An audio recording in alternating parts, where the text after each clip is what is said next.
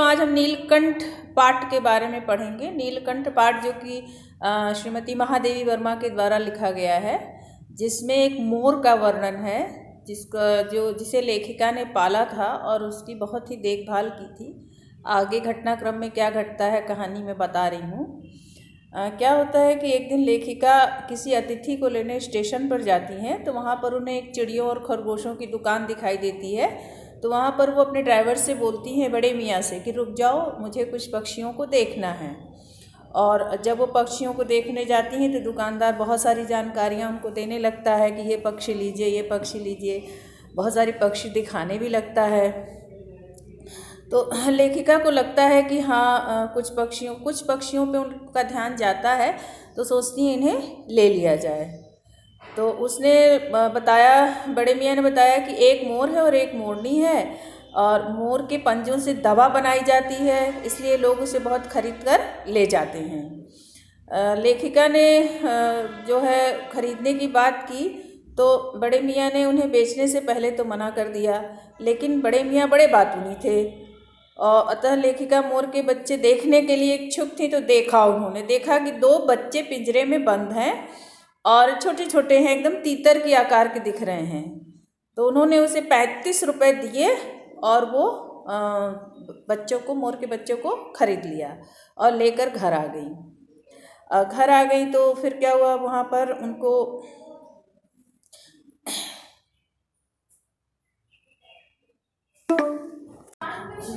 तो बच्चों आगे अपने घर पहुँचते ही लेखिका ने बड़े जाली घर में उन्हें दूसरे जीव जंतुओं के डर से नहीं रखा, बल्कि अपने अध्ययन कक्ष में स्थान दिया।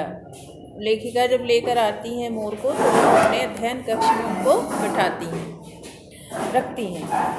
फिर वो बच्चे जो चिड़िया मोर के बच्चे थे, वो पिंजरे का दरवाज़ा खोलते ही निकलकर कमरे में ही कहीं खो जाते थे। उनके लिए 2 कटोरियों में सत्तू की गोलियां व पानी रखा गया। वे कमरे में कभी मेज के नीचे, कभी अलमारी में कहीं खो जाते थे, और लेखिका उनको बहुत ही प्रेम से खिलाती थी। वे बच्चे बहुत ही उनसे घुल मिल भी गए थे, और वे कभी पूरे कमरे में विचरण करते, कभी घर में विचरण करते। और लेखिका को इस डर से कि कहीं बिल्ली उनको उठा न ले जाए, हमेशा वो दरवाजे बंद रखती थी, और बिल्ली के डर से वो हमेशा उनको ध्यान देती थी कि उन पक्षियों को बिल्ली ना उठा ले जाए।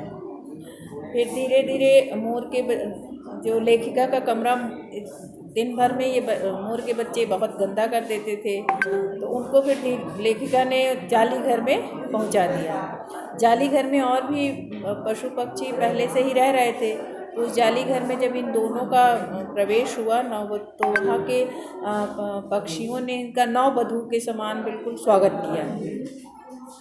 लक्का कबूतर नाचने लगा और चारों तरफ कबूतर गूं करने लगा, और बड़े खरगोश जो है सभ्य सभासदों की भांति क्रम से बैठ गए।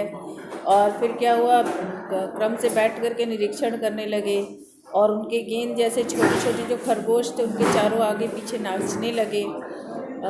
तोते एक आँख बंद करके उनका परीक्षण करने लगे, मानो चिड़ियाघर में भूचाल आ गया हो। मतलब जैसे एक नवागंतुक के आने पर एक बहुत ही भिन्न प्रकार की खुशी उन लोगों को देखने को मिल रही थी। धीरे धीरे मोर के बच्चे बढ़ने लगे, और मोर के सिर पर कलगी जो है सघन होने लगी और ऊंची होने लगी। मतलब मोर सिर के ऊपर जो फूल की तरह बना रहता है, उसको कलगी बोलते हैं। तो धीरे धीरे जिस तरह मोर के बच्चे बड़े होने लगे, तो उनके सिर पर वो उस कलगी का आकार भी बड़ा होने लगा। चोंच टेढ़ी हो गई और तेज हो गई थोड़ी, और गोल आँखें इंद्रमणि की नीली चमक की भांति चमकने लगी। लंबी हरी और नीली गर्दन व उसके हर भाव से धूप छाँव की तरंगे उठने लगी। लंबी पूंछ व पंखों में इंद्रधनुषी रंग दिखाई देने लगा। मोरनी का विकास मोर के समान चमत्कारिक तो नहीं हुआ, लेकिन उनकी लंबी गर्दन, चंचल कलगी और पंखों के श्वेत श्याम जो पत्रलेखा के समान जो उनके पंख थे, वो बहुत ही सुंदर लग रहे थे। मोर की गर्दन नीली होने के कारण लेखिका ने उसका नाम नीलकंठ रखा, और मोरनी सदा उनके आगे पीछे घूमती रहती थी, इसलिए उसका नाम रखा राधा। नीलकंठ की भाव भूमिकाएँ जो हैं मोरनी को बहुत ही आकर्षित करती थी, राधा को बहुत आकर्षित करती थी। उसका गर्दन ऊंची करके देखना, विशेष भंगिमा के साथ नीचे दाना चुभना, पानी जो है पीना, टेढ़ी करके शब्द सुनना, कान टेढ़े करके शब्द सुनना, और लेखिका व मेहमानों के स्वागत हेतु अपने पंखों को मंडलाकार मतलब वृत्ताकार एकदम मंडलाकार यानी गोला करके खड़ा हो जाता था, और वर्षा ऋतु में नृत्य करना उसे बहुत ही मनमोहक लगता था। लेखिका को ऐसा अनुभव होने लगा कि सभी जीव जंतुओं ने नीलकंठ को अपना संरक्षक और सेनापति नियुक्त कर लिया है, मतलब नीलकंठ की देख रेख में सभी पक्षी रहने लगे। तो वो क्या करता था, नीलकंठ सुबह ही पक्षियों के स्थान पर पहुंच जाता था, उनको भोजन पानी जो भी मतलब खाने पीने को मिलता था वो बड़े निरीक्षण के साथ उनको खिलवाता था, और दाना जहाँ दाना बिखेरा जाता था वह घूम घूम कर सबकी रखवाली करता था, और अगर कोई गड़बड़ करता था तो उसकी गर्दन पकड़ करके उसे खींच देता था और दंडित भी करता था। वह चोंच से बच्चों के कान पकड़ लेता था और उसको तब तक उठाए रहता था जब तक वो चीखने नहीं लगते थे। उसके भय से फिर कोई जीव उसे नाराज करने का साहस नहीं करता था। मोर का उन जीवों के प्रति भी प्रेम असाधारण था, और जब मिट्टी पर अपने पंख फैलाकर वह बैठ जाता था तो उसकी लंबी घनी जो पंख के नीचे सारे पक्षी खेलते थे, छुआ छुगल खेलते थे। लेखिका कहती है कि एक दिन एक सांप न जाने कहाँ से आ गया और जाली के भीतर घुस गया। अब सांप को जो है उसने छोटे खरगोश को पकड़ लिया। तो जब नीलकंठ ने ये देखा तो वो तुरंत जो है, और वो ची ची ची ची कर रहा था। तो जब नीलकंठ ने ये देखा तो राधा ने इस बात की सूचना दूसरे व्यक्तियों को, दूसरे पक्षियों को बताया कि वो खरगोश को सांप ने पकड़ लिया है। तो तब तक तो नीलकंठ उस सांप के 2 टुकड़े कर चुका था, और नीलकंठ रात भर घायल खरगोश की देखभाल में लगा रहा, उसे पंखों के नीचे रखकर उष्णता देता रहा। और लेखिका नीलकंठ के रूप और स्वभाव को देखकर यह समझ जाती थी कि कार्तिकेय ने उसे अपना वाहन के रूप में क्यों चुना होगा।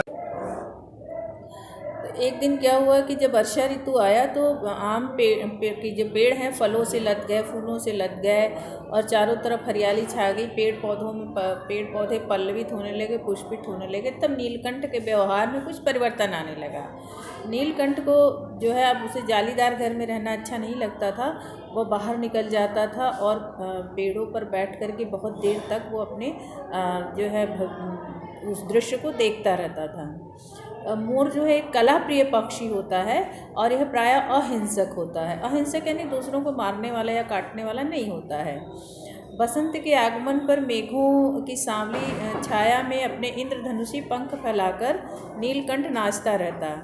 राधा उसके समान नाच नहीं कर पाती थी, लेकिन उसके जो है सांवली छाया में उसके इंद्रधनुषी पंख फैलाकर नीलकंठ जब नाचता रहता था तो बहुत ही प्रेम से देखती थी। राधा नाच तो नहीं पाती थी, लेकिन उसके क्रियाकलापों के साथ वो पूरा लय ताल के साथ उसे तालमेल करती थी, मतलब उसका साथ देती थी। अनेक विदेशी महिलाओं ने तो उसकी मुद्राओं पर अपने प्रति सम्मान व्यक्त समझकर इसे परफेक्ट जेंटलमैन की उपाधि दे दी थी। एक दिन क्या हुआ, किसी काम से लेखिका नखास कोने से निकली तो बड़े मियाँ ने एक कार को रोक लिया और उन्हें एक मोरनी दिखाई दे गई। तो उन्होंने कहा कि ठीक है, जो है जो उसने बताया कि ये मोरनी के पंजे की उंगलियां उठी हुई हैं। उसने बताया कि चिड़ी मार ने ऐसा किया है, मतलब उसके पैर पंजे टूटे हुए थे। लेखिका ने 7 रुपये दे करके उसे खरीद लिया और पंजों की मरहम पट्टी की और 1 महीने में वो सही हो गई। उन्होंने फिर उसको पाला पोसा और उसका नाम रख दिया कुब्जा, और उसे जाली घर में पहुंचा दिया गया। लेकिन नाम के अनुरूप ही उसका व्यवहार भी सिद्ध हुआ। कुब्जा जो है बहुत ही टेढ़े स्वभाव की थी। वो क्या करती थी, नीलकंठ और राधा को जब देखती तो उसे मारने को दौड़ती थी। उसे अच्छा नहीं लगता था कि नीलकंठ और राधा एक साथ रहें, तो मारने के लिए दौड़ती थी। तो किसी जीव जंतु से उसकी मित्रता नहीं थी।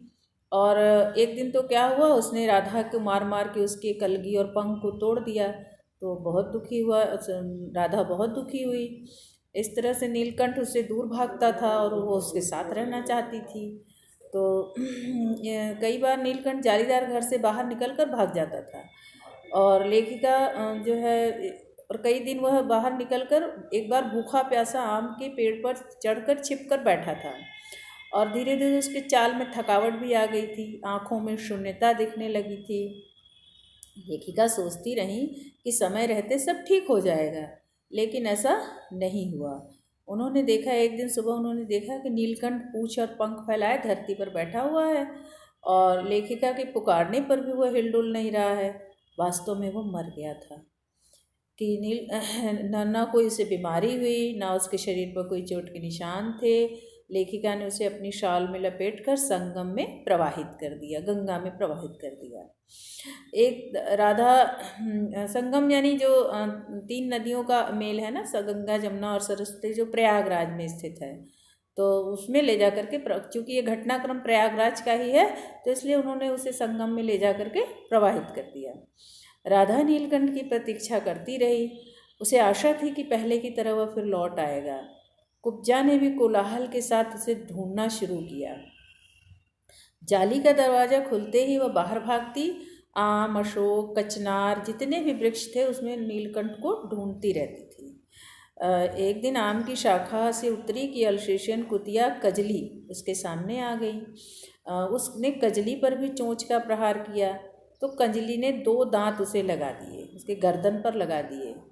तो अब कुतिया जो है, अगर नीलकंठ मोर की गर्दन पे दांत लगा देगा तो कहाँ बच पाएगी। तो इससे क्या हो गया, उसकी जीवन लीला समाप्त हो गई।